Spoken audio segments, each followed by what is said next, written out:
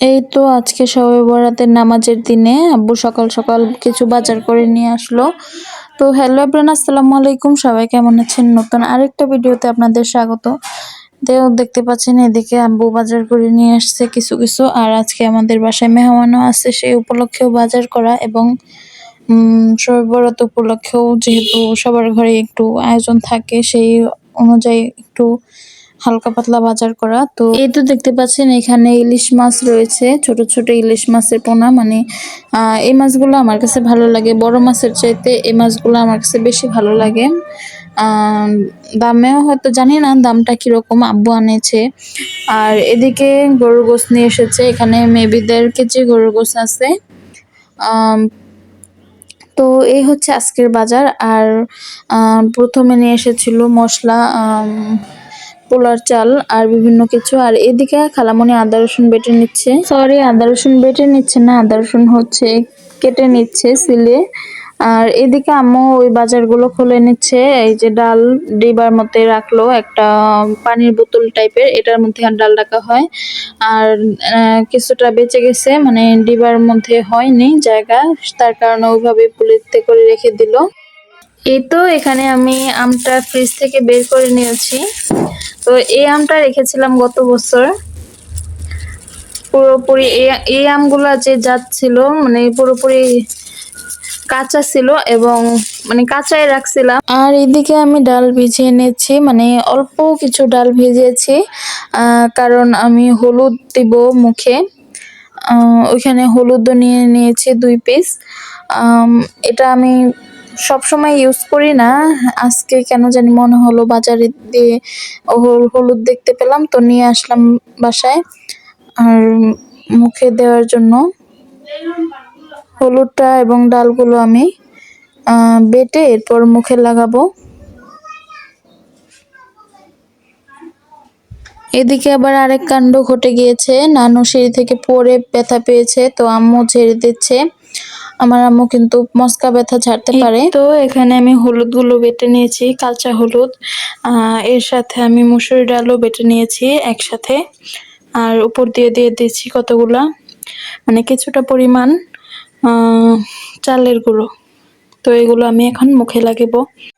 আর এদিকে খালামণি আদা রসুন ছিলতে ছিলতে আম্মু কিন্তু মাছগুলো কুটে নিচ্ছে সাথে। আদা রসুন ছিলা হয়ে যাওয়ার পর খালামণিও দুজনে মিলে মাছগুলো কুটে নিচ্ছে, কারণ মাছগুলো আজকে রান্না করা হবে। এদিকে রোস্টের জন্য মুরগিটা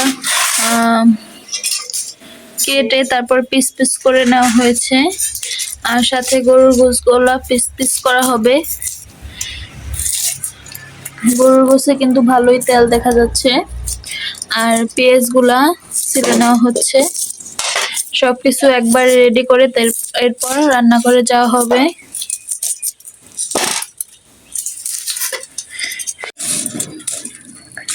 এই তো এখানে রান্না বসানো হয়েছে, একটা ভাত বসানো হয়েছে, আর একটা চুলায় গরুর গোশত বসানো হয়েছে। তো মাংসটা কষানো হচ্ছে আর ভাতটাও হয়ে যাচ্ছে। আজকেও কিন্তু পাতা দিয়ে রান্না হচ্ছে লাকড়ির চুলায়। লাকড়ির চুলার রান্নাটা কিন্তু অন্যরকম হয়ে থাকে। আর এদিকে দেখতে পাচ্ছেন পাতিলের উপর ছাই দিয়ে লেপ দেওয়া হয়েছে, যাতে কালিটা ওইভাবে না বসে আর পাতিল মাজতে কষ্ট না হয়। এগুলো হচ্ছে আম পাতা দিয়ে রান্না হচ্ছে।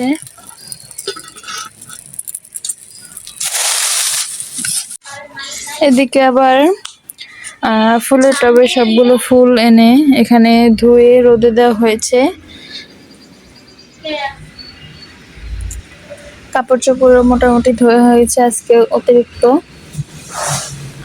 এখানে আব্বুর জুতাগুলো ধুয়ে দেওয়া হয়েছে। তো এদিকে গোশগুলো কষানো হচ্ছে, আর ভাতটা দেখি হয়েছে কিনা, বলক আসে নাই হয়তো। ভাত হতে হতে গোশ প্রায় হয়ে যাবে। এইদিকে গতকালকে পিঠা ছিল, তো পিঠাগুলো এখন আমরা সবাই মিলে ভাগ করে খেয়ে নিব। আর ওইদিকে মাছ রান্নার জন্য রেডি করা হচ্ছে, ওই ভাত বলকে পড়তেছে। সরাটা উঠাও।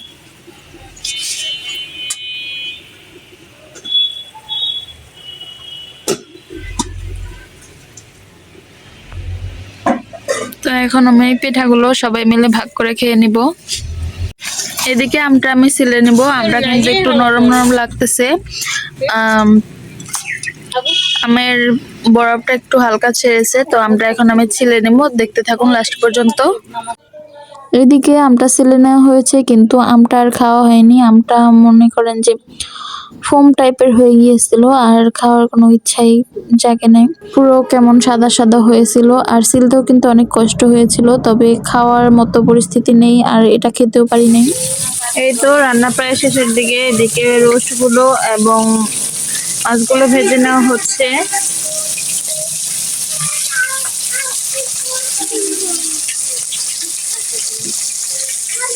আর ওই তো দেখতে পাচ্ছেন আমটা রেখে দিয়েছি। তো দেখতে পাচ্ছেন এখানে আমার রান্না হয়ে গিয়েছে। এখানে আমি গরুর গোশটা উঠিয়ে নিয়েছি। সবকিছুই রেডি এখন। এখানে রয়েছে পোলাও। পোলাও থেকে গরম গরম হাওয়া বের হচ্ছে।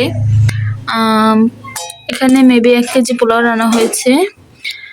উম, এরপর আর এখানে রোস্টের তরকারিটা এখানে আছে। তো একটু পর আমরা খাবার খাবো। সবাইকে ধন্যবাদ ভিডিওটা লাস্ট পর্যন্ত দেখার জন্য।